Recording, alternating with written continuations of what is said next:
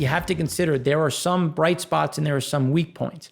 So when we look at some headwinds, we look at bank business lending. So the lending standards continue to rise. There's continue to tightening in terms of the strict nature. And we're seeing this shift in the sense of you're going to need a better credit rating. You're going to have to put up more collateral. You're going to have to show more proof of revenue. And if we consider kind of where some of these metrics are, they're going to be difficult, especially for small and medium businesses and the lower quartiles of consumer credit. They're going to struggle to get that credit. Now, if you're 760 or better on a consumer level, or if you're a large corporation, you won't have the same issues. But this is looking at things overall, and you're seeing some of these things all turn higher. Now, Japan remains obviously very loose in terms of the way that their lending is. The UK is getting a little bit better. The bigger issues in terms of the shifts that we're seeing is in the US and the EU. And those are two big areas in terms of just where the lending is really happening, which is going to be a problem. And now China, which isn't on this one, China is seeing an increase in lending standards, and the PBOC is trying to adjust that because there's just more defaults rolling out throughout China, which is going to be a problem, which is going to be problematic, which is why the PBOC is trying to re-inject cash down into the provinces, which is showing up in the 10-year, which is what we're going to talk about in the later segment. But on the bright side, we have housing sales. We have a large amount of housing sales, and they continue. We're seeing prices go up. We're seeing, Toll Brothers came out and said that they're going to continue to build. They're actually raising prices because they're seeing the increase in prices. And the increase in pricing is not only just the demand, but also money's cheap. I can get a mortgage for 3% or better, or I can get an ARM or some sort of lending that is going to incentivize me to spend up because I can afford it because my rates are so favorable. Now, this is going to be a problem when you start considering maintenance and tax and all these other adjustments. But regardless, this is a positive. You have to appreciate it for what it is. We've seen lumber prices go up. They went limit up again today. These are things that we have to look at. And if you just look at the decline from 2006 down into 2019, we had a slow in housing builds through 2010 through 2013, started to kind of get back up. So again, we also are a little short on supply. So this is going to also help kind of rejuvenate that. The question is going to be 18 months from now, when we have a maximum amount of delinquencies, as we talked about last week, we have forbearance increases, but then we have a delay in people getting foreclosed on. Those are things where 18 months from now, we could get a huge surge in supply. And these are interesting things to look at because, again, it's all a matter of what is going to be sticky. How is the consumer going to adjust? So then when we look at durable goods, again, if you're buying a home or if you're building a new home, what do you need? Durable goods. You need some of these big things. So it makes sense to see some of this. But if you're also leaving the city, you need a car. You're going to need some of these adjustments. Now, it doesn't mean you're going to drive a huge amount, but you're going to need transportation. So when we look at some of the backdrops, the July durable goods were up 11.2% versus a 4.7% estimate. Like, just consider what that was. Now, when we take out X transportation, we were up 2.4% versus 2%. Which again is down month over month, but it's still the right trajectory. We still have people spending. We still have people doing things which would make sense. Now, the question is, as we start seeing, July was the last month of federal stimulus. August is the first month without it. Are we going to see that pullback in August with less disposable income? As people remain concerned about, the view was, I'm going to get a job again because I'm furloughed, or my job's going to come back. That is shifting. People are getting less sure that they're going to be hired back with their current employer. So some of these things are going to be need to be watched. Now, just to be clear, these specific data points are very lumpy. So we have to consider and look at the trend, and the trend has been relatively better. The question is going to be, will we see that continue? I think things get a bit worse, but not to the same level, obviously, as we saw in March and April. And the reason why I say that is when let's start breaking down spending and how people are spending. So when we look at debit card usage, you can look at it versus deposited wages and unemployment benefits. Now, the unemployment benefits are clearly coming down, especially as we went through July, and then August was that cutoff period where those enhanced employment numbers came away. So here you can see that big drop off in department stores. So the department store drop off, again, coming back to mobility, coming back to consumer spending, as the consumer is a big driver as we calculate GDP. This is going to be a problem as we move forward, because the durable goods is looking at July. This is much more recent in terms of just data points. And this is also looking at a little bit of the lower side of the equation in terms of middle class and lower, of how things are being spent. And you can see some of these walkbacks, especially as we head into September. Now, looking at this a little bit differently, we can look at the credit card spending on fast food. So you can see when you had an increase in unemployment benefits, the purchases at fast foods increased and was actually above where we were pre-COVID. And now, as those unemployment benefits faded away, you can see that there was an immediate reaction on unemployment benefits in terms of the way they're being spent, in terms of they're being consumed elsewhere, as you're going to adjust the way you're spending. Now, the wages never really changed, but the bigger thing is this is really kind of showing those unemployment benefits and how those were being pushed back into the market. And you should start to see some of these pressures. And if you're looking at some of these bellwethers, this is an interesting one in terms of just general consumption.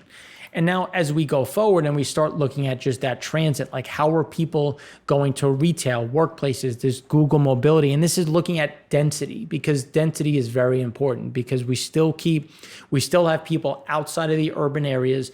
We still have people avoiding some of these crowded places. So we see obviously rural, you can move around a bit more, but at the same time, you have to move around more. It's further to get to places. The bigger thing is, because this is the 7-day average, you're starting to see that roll over a little bit.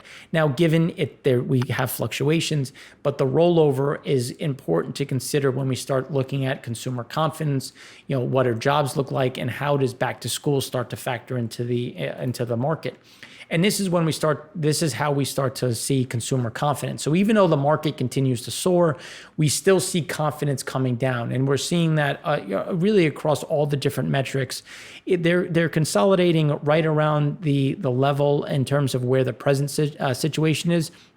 So let's take that one first. So let's start with the orange line of consumer confidence for the present situation. It's obviously going to be better because you're not locked in home, but you're still coming down. You're still normalizing. And again, this is coming into the area where you are concerned about your job. The additional benefits are gone from the government. That stimulus isn't there, and you're starting to see a lot of these things walk back, which is going to weigh on things going on in the future, specifically as we see the end of August into September and October.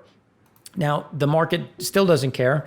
It won't care because things continue to drift higher. Now, we can talk about breadth, we can talk about volume, all of which have been terrible. It doesn't matter. The stock market's going higher. So I can say here, look, guys, the economy sucks. You can say, I'm still buying stocks. And at this point, you might as well should, because things aren't changing. But just look at the way things normally go when we look at the divergence between consumer confidence in the S&P 500. Now, when does this normalize? Does it normalize?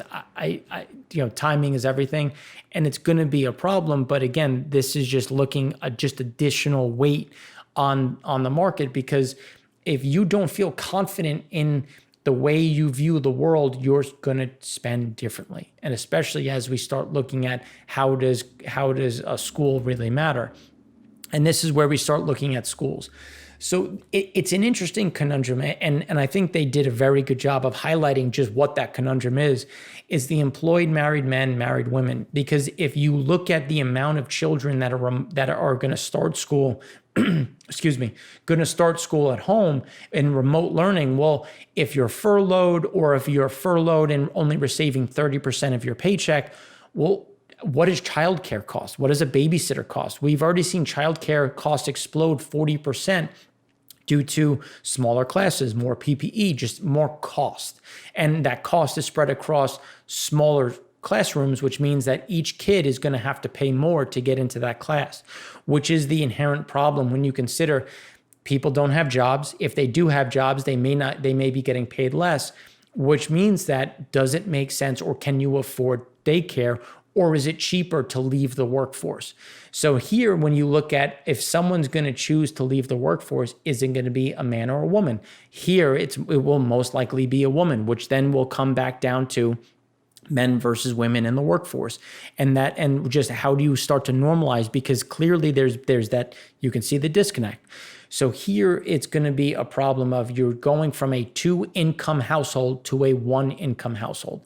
Again, coming back to spending, coming back to the way people consume as we look through GDP growth through the remainder of the year and well into 2021. And now we showed this before, but it's worth showing it again in terms of just the amount of remote learning that is going to start off the school year. Now, the question is how much of that full in person is going to stay full in person or go remote, but 48% are going to start remote, and you have that hybrid. Now, the problem with the hybrid is, can I get a babysitter for 2 days a week? Or is it easier just for me to be home because it doesn't make sense to spend that kind of money? And these are the real issues that are facing households. And when we look at, okay, well, maybe I'm furloughed and I need 2 incomes to support my mortgage, my living habits, what things are. Well, what's happening with job postings? How are job postings changing? Here, we're kind of maintaining that 21% off of 2019. I don't see this changing. Typically, if you look at just a seasonal level, we normally see a little bit of a pickup in September. Going into September, October. The problem is a lot of PPP money, small business loan money, and a lot of these other stimulus is going away, or companies are done and are essentially run through those assets. And now we're starting to see a new round of layoffs. So the expectation is, even though we normally see an increase as we go from September really into Thanksgiving, we're just not going to get that because there's just less jobs to go around as that stimulus money comes out. Now, while Indeed and some of these others, we also have to look at job applicants and recruitments. So we're starting to see an increase in recruitments, which is good because companies are saying, look, I want to hire someone back, but I want to take advantage of the large pot of unemployed workers. So recruiting is starting to see a little bit of an increase. Now, even though we're seeing that, job interviews are coming down. And again, it's just because August is that slow period. So it'll be interesting to see how this adjusts, because we should see that increase as we go through September, October. But this is one of those little bright spots, again, trying to understand and appreciate the different metrics. So while Indeed.com is showing some of that slowdown across a broad level, we're starting to see some of the better jobs, or more of the recruitment matchmaking is starting to improve slightly. And here it's just the percent change in job postings. So clearly we had the increase from June into July as we had leisure and hospitality, we had reopenings, we had hotels, we had restaurants. Those things got better, and now we're starting to see things drop off again, specifically as we went through the end of July into August. And this comes back down to manufacturing. Manufacturing is the biggest one, and the professional businesses. Now, professional businesses didn't really see much ebb and flow just because of the work from home capacity. You didn't have to furlough as many people, or you were already running lean. Manufacturing is going to be more a bigger issue, especially as we continue to see some of these concerns. When we look at the economic data and we start talking about some of that forward-looking information in terms of new orders, new sales, those things are starting to roll over. And that's going to be indicative of how do people start to hire for that September, October. So this is something that we continue to see some of that pressure. And then leisure and hospitality is something to watch as we go back indoors, and can we have in dining, and how does the leisure hospitality world really kind of factor into that, especially because we're out of the summer season and going more into our normal fall. Now, these are some of the impacts that we expect. And then when you consider social distancing, well, what does that mean for jobs? And I think this is a great report. There's a much deeper report behind it. You can find it on NBER Working Papers. But it's how many jobs can be performed at home. like what is the percentage that can actually be work from home? And across the US, there's about 37%. Now, manufacturing, obviously you can't, or at least you can if you're working on the line, depending on what you do. And these are different components that we have to look at of how many work from home, how much work from home capacity do we have? And leisure, hospitality leisure, you really can't. You have to be in person. But when you go back to the business services, the amount of time you're sitting, like me on a Zoom call, do I have to be at an office to do this? No, I could be at home and do this. So these are different capacity. And when you look at the urban shift, you can see, New York, 54%, San Francisco, 58%. Again, a lot of exodus from these areas as they move from the urban into the suburban, into the rural, because I can do work from home. It's safer, it's cheaper, I have a better cost of living if I can maintain the salary, which Facebook has said, if you leave, we're going to cut your salary accordingly. So again, it's going to be a matter of, how does that all work out? But this is why you're seeing that move into those broader markets, because people who have the means will try to move out. And it'll be interesting to see how that work from home happens, because even if you're moving into the suburban, if you're working from home, how often do you use your car? If you're ordering food from Amazon, that FedEx, UPS, USPS truck goes by your house every day, regardless of how many packages are on it. So if there's more packages on it, it's more efficient, but are you really consuming a different amount of gasoline and diesel? Now, given you're going to have a car, you'll drive a bit more, but what is that going to mean on the long-term trajectory of gasoline consumption, which is something that we address in our EIA topics and something that we're going to continue to look at. But again, these are the benefits on why we're seeing some of this housing data. And it's, again, these bright spots. We have to keep understanding that we have to balance this approach and look at the data. But the consumer overall will continue to struggle, especially as we go into the remaining few months, as we weigh what's going to happen next with the large unemployment. And that's why we start to talk about what is happening abroad and is this going to reverberate through the rest of the system.